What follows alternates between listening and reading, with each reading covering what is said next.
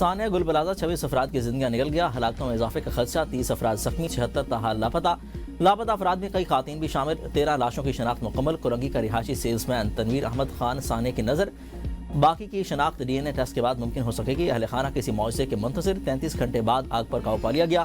گل plaza سے ملبہ ہٹا کر سرچ آپریشن شروع کر دیا گیا، پلازے کا بڑا حصہ گر گیا، باقی عمارت کی حالت مخدوش، 7 والی عمارت رمپا پلازہ کے پلرز بھی متاثر۔ گل پلازہ میں آگ کی CCTV فوٹیج منظر عام پر آ گئی، ریکارڈنگ کا وقت رات 10:22 ہے، آگ کے بعد کے مناظر دیکھے جا سکتے ہیں۔ کراچی پولیس چیف کا کہنا ہے تخریب کاری کے شواہد نہیں ملے، کسی کی غفلت پائی گئی تو مقدمے کا اندراج ہوگا، انکوائری کمیٹی نے تحقیقات شروع کر دیں۔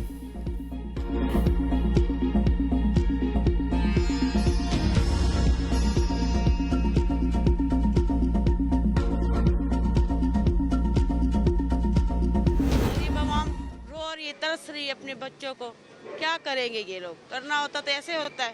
امید سے بیٹھی ہوں، ابھی دیکھ کون سی ماں ادھر بیٹھی ہے، میں بیٹھی ہوں اپنے لال کو دیکھنے کے لیے۔ دھواں بہت زیادہ بڑھ چکا تھا اور دم گھٹ رہا تھا۔ آخری بار جب ان سے بات ہوئی ہے تو انہوں نے یہی کہا تھا کہ دم گھٹ رہا ہے۔ آخری رابطہ ہوا ہے کہ بس ہم نے اب ڈنر سیٹ خریدی ہے، 15 منٹ پہ نکل کے گھر آ رہے ہیں، بس آخری رابطہ یہ ہوا۔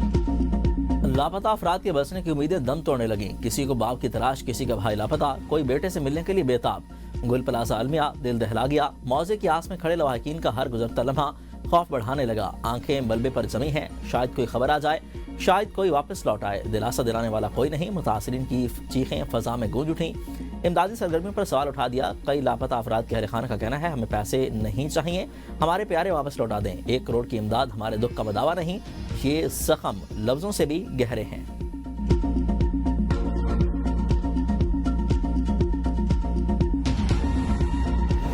اس واقعے میں کافی جانی نقصانات ہوئے ہیں، 15 ہمیں باڈیز ریکور ہوئی ہیں۔ جان کی کوئی قیمت نہیں ہے، ان کا جو دکھ ہے اس کا کوئی ازالہ نہیں ہو سکتا، لیکن ہم حکومت کی طرف سے ہر اس شخص کی جس نے جان گئی ہے 1 کروڑ روپیہ جو ہے ان کو دیں گے، اور وہ انشاءاللہ کل سے شروع ہو جائے۔ وزیر اعلیٰ سندھ کا جاں بحق افراد کے لواحقین کو 1 کروڑ روپے دینے کا اعلان، امدادی رقم کی فراہمی آج سے شروع ہو جائے گی۔ مراد علی شاہ نے کہا کہ گل پلازہ میں آگ لگنے پر شدید دکھ ہے، جانی نقصان کا مطلب ہے کئی خاندان متاثر ہوئے، تمام متاثرین چلتے ہوئے کاروبار سے بے روزگار ہو گئے۔ کمشنر کراچی نقصانات کا جلد تخمینہ لگائیں۔ پلازے میں 1200 کے قریب دکانیں تھیں، متاثرہ دکانداروں کو متبادل جگہ دی جائے گی تاکہ وہ کاروبار شروع کر سکیں۔ آگ لگنے کی حتمی وجہ معلوم نہیں ہو سکی، عمارت 40% مکمل تباہ ہو چکی ہے، شاید گل پلازہ کی عمارت کا مکمل حصہ جو ہے وہ گرانا پڑے، کوشش ہے کہ لاپتہ افراد کا پتہ چل جائے۔ کمشنر کراچی کی سربراہی میں انکوائری کمیٹی قائم کر دی ہے، واقعے میں تاحال تخریب کاری ثابت نہیں ہوئی، غیر ذمہ داری ثابت ہوئی تو سخت کارروائی کی جائے گی۔ اس وقت تمام انگلیاں اپنی طرف اٹھا رہا ہوں، یہ کمیٹی کسی کے پیچھے پڑنے والی نہیں ہوگی، اس کا مقصد غلطیوں سے سیکھنا اور مستقبل میں ایسے واقعات سے بچنے کے لیے اقدامات اٹھانا ہے۔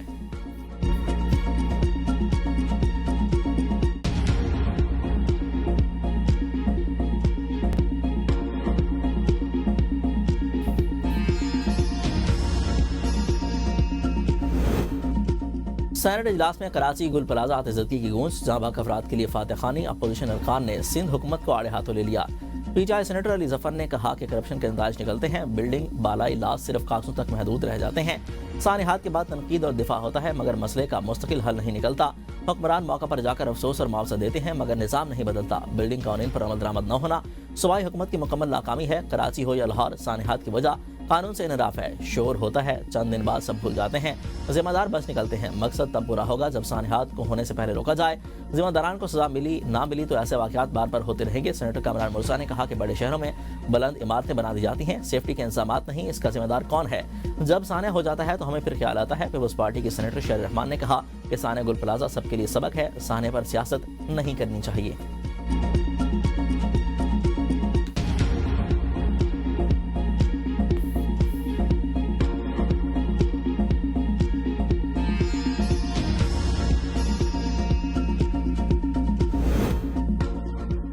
سندھ اسمبلی میں سانحہ گل پلازہ پر احتجاج، ایم کیو ایم کا جوڈیشل کمیشن بنانے کا مطالبہ، ایم کیو ایم ارکان اسمبلی کا ایوان میں احتجاج، سانحہ پر بات کی اجازت نہ ملنے پر ایوان سے واک آؤٹ، وزیر بلدیات سعید خانی کی ایم کیو ایم ارکان پر تنقید، کہا کہ معاملے کو سیاسی رنگ دینا مناسب نہیں، ہماری کوتاہیاں اجاگر کریں، شور نہ کریں، ایم کیو والے تماشا لگانا چاہتے ہیں تو ان کی اپنی مرضی ہے، आप शोर शराबा करके मुतासरीन की नुमाइंदगी नहीं कर रहे।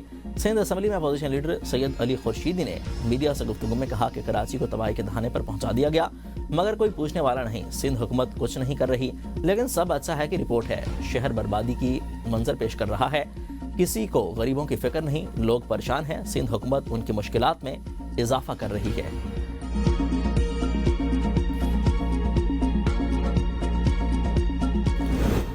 सानिया गुल प्लाजा तहकीकाती कमेटी का पहला इजलास आज होगा। इजलास में commissioner Karachi, additional IG Karachi शरीक होंगे। ज़राए के मुताबिक तहकीकाती कमेटी सानिया गुल प्लाजा में आतिशदगी की वजूहात कोताहियों का तयन करेगी। तहकीकाती कमेटी में दीगर अफसरान को शामिल करने का फैसला आज इजलास में होगा। मेयर कराची की मैं न मानूं की रट बरकरार। एक बार फिर मुश्तइल हजूम ने मेयर कराची को घेर लिया। पुलिस की भारी नफरी मेयर कराची को डीसी साउथ के दफ्तर में ले गई। लोगों की डीसी ऑफिस में घुसने की कोशिश। मेयर कराची मुर्जा वहाब कहते हैं डीएनए रिपोर्ट के बाद लाशों को लवाहिकीन के हवाले किया जाएगा। दुख की घड़ी में मुतासरीन के गम में हम सब बराबर के शरीक हैं। गम के मौका पर सबको सियासी बयानात के बजाय दुखी अफराद की मदद करनी चाहिए। मुर्जा वहाब शहीद फायर फाइटर फुरकान के घर पहुंच गए। अहले खाना से ताज़ियत। शहीद फुरकान के लवाहिकीन के लिए 1 करोड़ रुपए माली मामनत का ऐलान।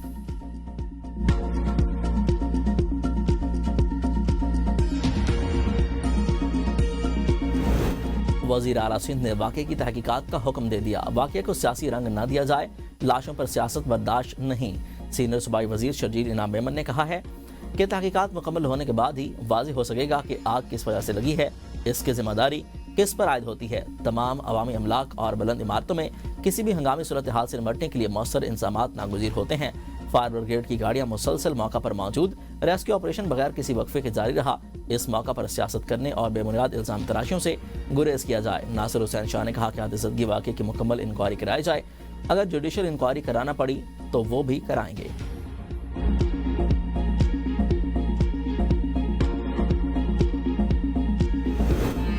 अहले पंजाब दुख की घड़ी में गुल प्लाजा के मुतासरीन के साथ हैं। वज़ीर आला पंजाब मरियम नवाज का कीमती जानों के ज़िया पर इजहार अफसोस। कराची आतिशदगी सानिया में लापता अफराद की बाखैरियत पासयाबी के लिए दुआ। शहीद अफराद के सोगवारान के दुख में बराबर के शरीक हैं। एक दूसरे को बुरा भला कहने से मसाइल हल नहीं होंगे, साथ चलने के लिए तैयार हैं। अपोजिशन लीडर महमूद खान अजगज़ई का कौमी असम्बली में इजहार ख्याल। कहा कि पाकिस्तान मुजाहिरों और अवामी तहरीकों का मुतहम्मिल नहीं हो सकता। जब भी अवाम की फलाह की बात होगी, हमारे वोट आपके साथ होंगे। हम एक दूसरे को निस्फ सदी से जानते हैं। गुल प्लाजा वाक़े के जिम्मेदारों को सख्त सजा होनी चाहिए। वाक़े की गैर जानिबदाराना तहकीकात करवाई जाए।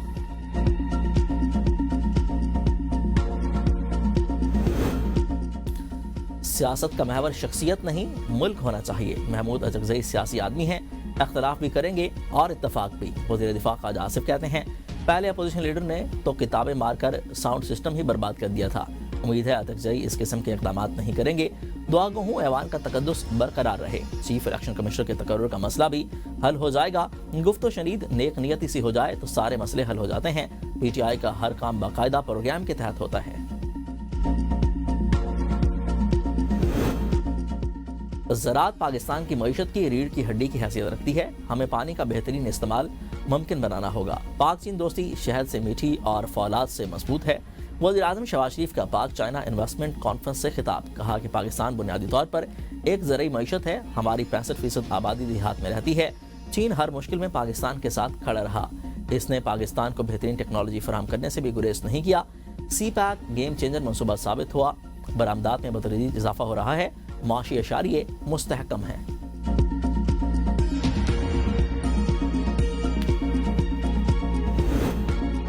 चेयरमैन सेनेट से अपोजिशन की मुलाकात। अपोजिशन लीडर की तकर्री की दरख्वास्त। चेयरमैन सेनेट की कायदे हिज़्ब इख्तिलाफ की तैनाती का मरला मुकम्मल करने की यकीन दहानी। मुलाकात के बाद सहाफ़ियों से गुफ्तगू में PTI के पार्लिमानी लीडर अली ज़फ़र ने कहा कि चेयरमैन सेनेट ने यकीन दिलाया है कि तैनाती हो जाएगी। नासिर अब्बास को कायदे हिज़्ब इख्तिलाफ बनाने की रजामंदी दी गई है।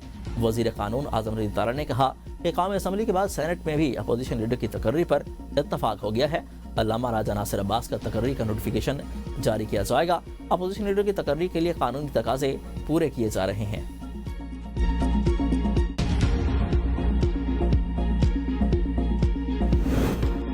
बैरिस्टर गोहर ने जुडिशल कमीशन इजलास में शिरकत से बानी से मुलाकात मशरूत कर दी। मीडिया से गुफ्तगू में कहा कि अपोजिशन लीडर का नोटिफिकेशन स्पीकर की सवाबदीद है ہم ان کے مشکور ہیں. ہمیں بتایا گیا ہے کہ اپوزیشن لیڈر سینٹ کا نوٹیفیکیشن جلد جاری ہو جائے گا. بانی پی ٹی آئی نے دونوں رہنماؤں کو اپوزیشن لیڈر نامزد کیا ہے. 27ویں آئینی ترمیم کے بعد جوڈیشل کمیشن کی حیثیت تبدیل ہوئی. 26ویں ترمیم پر تحفظات کے باعث جوڈیشل کمیشن اجلاس میں شامل نہیں ہونا چاہتے تھے. بانی سے ملاقات ہوگی تو ان سے گفت و شنید کر کے آگے بڑھیں گے. فی الحال کوئی مذاکرات نہیں ہو رہے.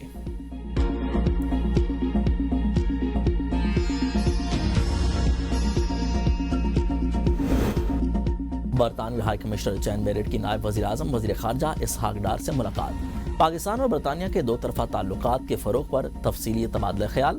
دونوں ممالک کے درمیان اعلیٰ سطحی روابط اور باہمی تبادلوں کو سراہا گیا. نائب وزیر اعظم اسحاق ڈار کا سعودی اور مصری وزرائے خارجہ سے ٹیلی فونک رابطہ. علاقائی صورتحال، دو طرفہ تعاون کے فروغ پر تبادلہ خیال، عالمی اور علاقائی امور پر مشاورت جاری رکھنے کے عزم کا اظہار. سفارتی رابطوں کے تسلسل پر اتفاق. اسحاق ڈار اور شہزادہ فیصل بن فرحان کی ڈاووس میں ملاقات متوقع. دونوں رہنما اہم امور پر تفصیلی بات چیت کریں گے.